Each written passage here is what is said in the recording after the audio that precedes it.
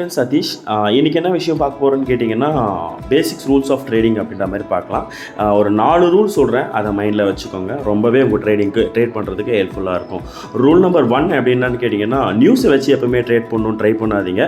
அது இன்ட்ராடேயில் இருக்கிற ப்ரைஸை எந்த ஒரு விஷயத்தையும் அது சேஞ்ச் பண்ணிடாது. ரூல் நம்பர் 2, ஒரு ட்ரெண்டோட ட்ரேட் பண்ணுங்கள் அப்படின்னு சொல்லலாம்.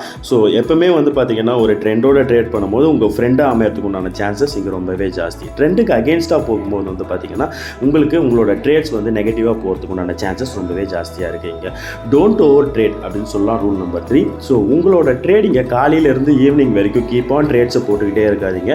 நல்ல ஒரு 3 செட்டப் கிடைக்குதான்னு பாருங்கள். ஒரு 6 hours 6.5 hours மார்க்கெட் இருக்குன்னா 3 செட்டப். ஃபஸ்ட்டு ஒரு ட்ரேடு லாஸ் ஆகுது அப்படின்னு கேட்டிங்கன்னா டைம் கொடுத்து ப்ராஃபிட் பண்ணுறதுக்கு உண்டான சான்சஸை தேடி பாருங்கள். மார்க்கெட்டில் ஒரு கிளாரிட்டியும் கிடைக்கும். ஸோ நீங்கள் மேலே இருந்து பார்க்கும்போது உங்களோட விஷயம் எல்லாமே ரொம்ப கிளியராக இருக்கும்.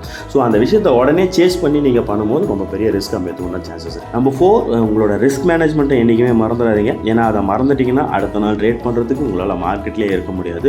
ஸோ ரிஸ்க் மேனேஜ்மெண்ட்னும் போது பார்த்திங்கன்னா நிறைய விஷயங்கள் வரும். Order management, trade management, money management.